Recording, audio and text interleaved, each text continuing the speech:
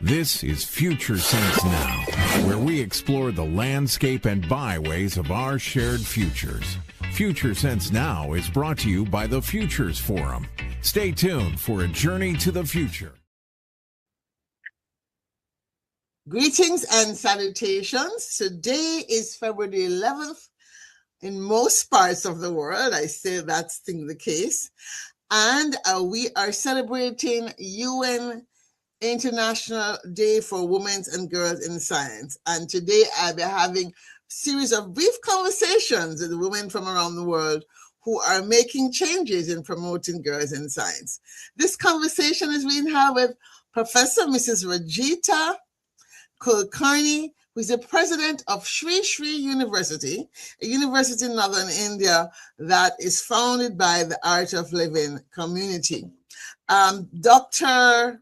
Professor Kullarni is a globally respected education leader, best-selling author, startup mentor, TEDx speaker, and LinkedIn top voice in education and thought leadership. Under her visionary leadership, Sri Sri University has grown from a barren land into a globally recognized top 200 green campus of the world. And the university today offers over 75 undergraduate, postgraduate, and doctoral degrees across 11 faculties and serves 4,500 students and houses 25 centers of excellence. And she has a very long and robust CV. But I just want to say thank you. I met her online when I was in India last year. She's just a global thought leader, one of the top 100 thought leaders of the FICCI Ladies Organization, and was a task force member of the Women 20 engagement during India's G20 presidency. So she really is accomplished. But that's not why we are here today. We just want to talk a little bit in 5 questions to talk about what it is that she is doing at Sri Sri to support women and girls in science. So first, let's talk. Greetings, Dr. Professor Rajita Kullarni. Hello, Dr. Nelson. Wonderful to be here with you to celebrate this special day. All right. So we are going to be talking about our girls and women in science. And let's begin with your vision. What is Sri Sri University's long-term vision for accelerating the participation and leadership of women and girls in science, engineering, and emerging fields such as space and sustainability?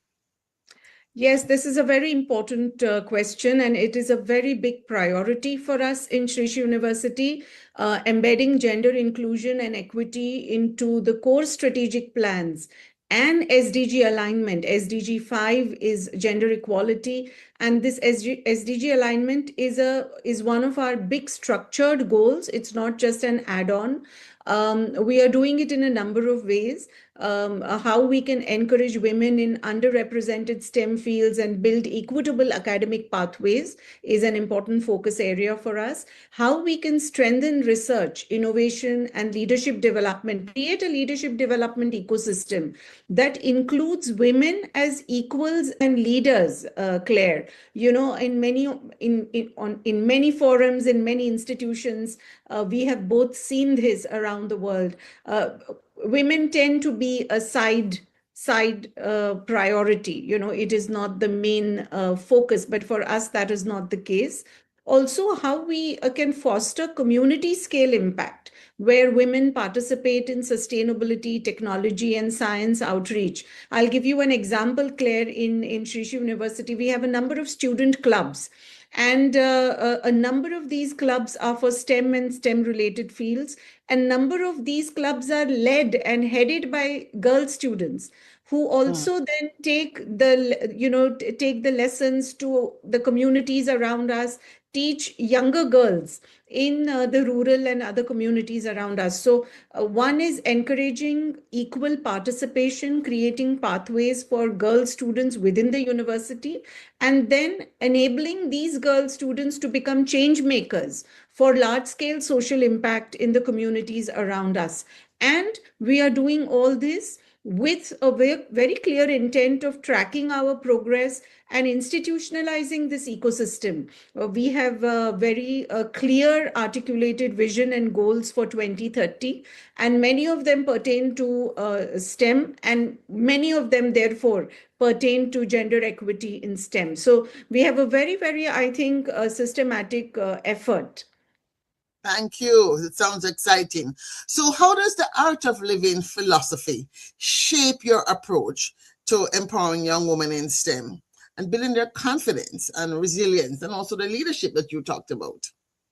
So I think it is helping us in two ways. Number one, we are very lucky that Art of Living Foundation globally is our parent, is our parent in that sense. And it is an equal opportunity institution. So many in more than 184 countries where Art of Living Foundation is today active. I would say definitely at least more than 50% of our country heads are women. Women are presidents of different organizations around the world in Art of Living. So therefore, that kind of philosophy, that kind of attitude and approach, and that DNA cascades to us, Claire. When your parent institution believes in equal opportunity, is expressing it in leadership appointments, in opportunities for women, then that philosophy cascades to you. So we are very fortunate to have that as a DNA, number one. And number two, all the resilience building programs of the Art of Living, which help as an individual, help us build inner resilience, build mental, emotional well-being, build a holistic sense of well-being. All these programs are also offered to our students. They do breathing practices, breathing techniques, meditation, different service projects. And all of that is helping our students build a very holistic personality, develop their character, develop this inner resilience and grit, which I think, Claire, you will agree is very important in every field, more so in the STEM fields. So these are the two ways in which I think we are very fortunate to have the parentage of Art of Living. Well, if I had time, I'd go longer into that. But today we're just going to do straightforward. So Yes. let's talk about the biggest barriers facing girls who want to pursue scientific careers today. From your experience, what practical steps are you taking to remove the barriers that so the girls are not there yet, but the girls want to get there. What steps are you taking to remove some of these barriers? So I look at barriers in two ways, Claire. One are, you could say, external barriers, and the second are internal barriers. So if you look at external barriers, there are societal cultural stereotypes even today in our world. We cannot deny that. Secondly, I think there is a lack of visible role models. I mean, if you ask any young, girl students in the STEM field to make a list of 25 women role models, I think they may not be able to easily articulate more than 4 or 5. So that is another, I think, sort of a psychological barrier. Third is there is a gap in access to education and other resources, even today in many countries of the world. Fourthly, even after they complete, for example, none of these apply to them and they were able to complete a good STEM education, there are workplace barriers. There are barriers at the hiring level, there are barriers at promotion levels. So, there's a lot of leakage of good talent. And ultimately, once, I have done a lot of leadership coaching with mid to senior level women leaders in the STEM field, Claire, I see a huge challenge in balancing, professional and personal lives. So at every stage of a life of a woman, I think there are some barriers externally. But if you don't look at that, but you look at just internal barriers, today there is you look at barriers within us, which I think of as barriers which are within our control. So there is a confidence gap. There is the imposter syndrome. There is sometimes lack of access to good mentorship. And some of these become internal barriers to the student or to the individual herself. And a combination of those two, I think, are what are posing challenges to women to progress in the STEM field. So in Sri University, again, I mean, some of the things I shared before, but to reiterate, I think number one, we have a very good sort of proactive access and admission policies. So even in our whole admission process, we have an active attention to how we are achieving gender equality, and especially in the STEM fields. And if we want, if to in order to support girl students, we have scholarship and financial support schemes. We are helping girl students get access to scholarships, so that, you know, if financial constraints is a concern, then that should not become a barrier. Thirdly, giving mentorship and leadership support. So we have, Claire, a Women in Tech Forum in our university, which is curated with the intent of bringing our girl students in STEM closer to hitherto successful women in different STEM fields. So create conversations, create interactions, give them, you know, access to the stories of these successful women in STEM, so that that becomes a good inspiration and a good sort of, you know, a springboard for them to progress themselves. And also a safe and supportive campus environment. Claire, we have two incubators. We recently started a tech incubator where we are going to incubate only tech startups, deep tech, clean tech, all sorts of tech, ed tech, all sorts of tech startups. And this becomes a safe space for students to experiment. So you can start your startup while you are on campus, get the get the mentoring of your faculty members, get that safe ecosystem to be able to experiment and even fail if necessary, so you can learn. So that's a fourth thing we are doing. And lastly, but not the least, I think our policies are, all of our policies, whether they are hiring policies, promotion policies, other staff care policies, all of the HR approach is quite rooted and focused on how we can support this gender equality. So actually 52% of our employees are women. 35% of our leadership is women. Of course, one wants it to be 50-50, but it is also transitional. Sometimes it's a little more, sometimes less. But suffice to say that this is an intentional focus area and priority for us. Claire, this is one thing I always advocate to my other women colleagues, especially, that if we don't have intentionality of leadership, we Yes. cannot make it a priority. So that Yes. is very key. Thank you for that. So I'm very much advocate for how we look at the planetary futures we're going through, and space is top of mind for me right now. So why is it that women and girls should play a major role in space science and space technologies, especially when we consider the need to ensure peaceful uses of outer space? Yes, the simple answer to that is why not? But the more detailed, if we have to talk about it, I think space shapes life on Earth. Our founder, Gurudev Sri Sri Ravi Shankar ji, always says that what we know and what we see of life is just 0.00001% of what really exists out there.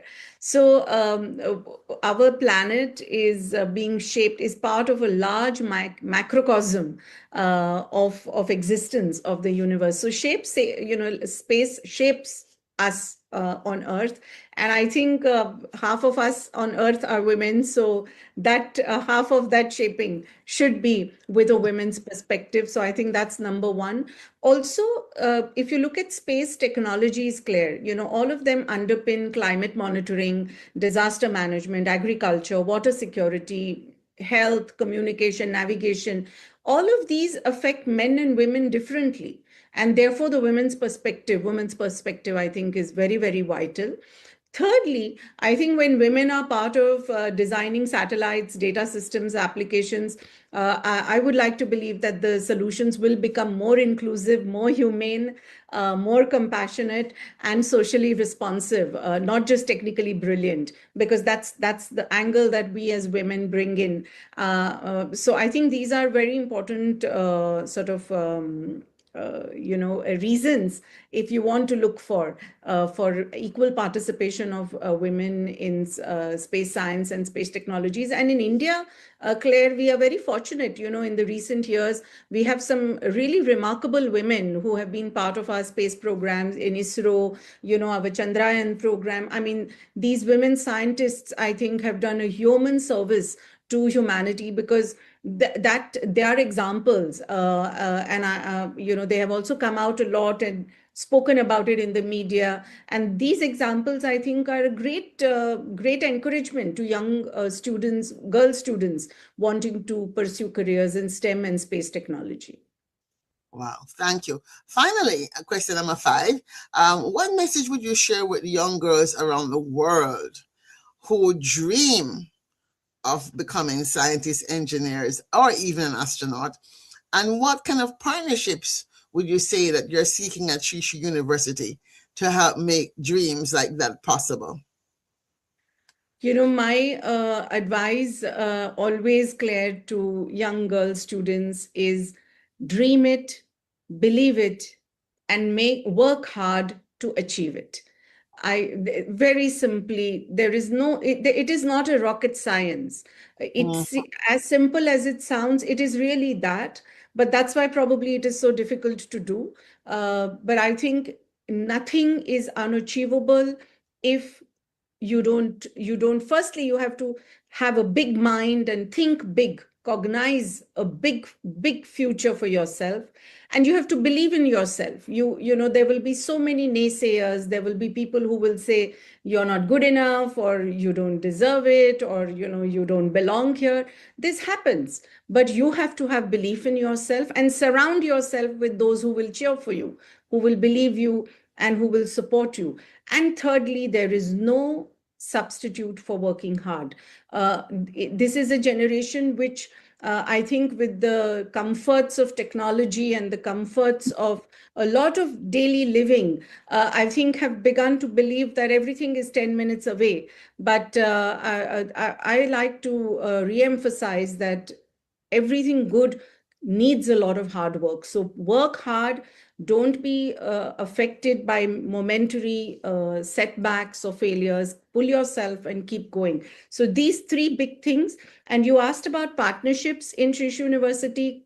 Collaboration and partnership is a big way we are working. We have some excellent partnerships with Indian government agencies, whether it's on disaster management, on risk resilience, on sports, on so many fields.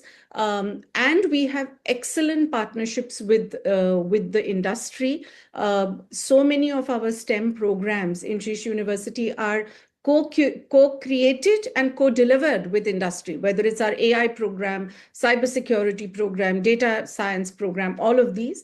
And thirdly, we have excellent partnerships with academia from not only in India, but around the world, some top universities of the world, where we are now working on developing joint research programs, joint academic pathways, dual degree programs. So partnerships is the way to I think move ahead, and that is a clear focus area for us, and we are working very systematically, I would say, in that direction.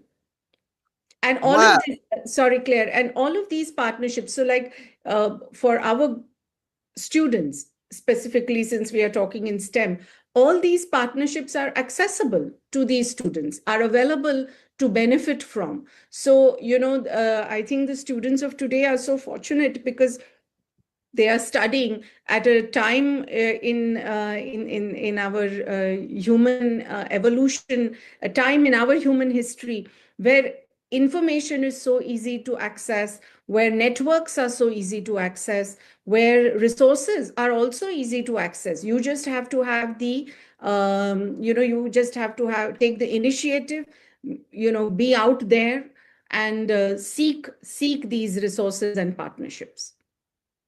Thank you so much for taking time, Professor Mrs. Rajita Kullarni, President of Shusha University.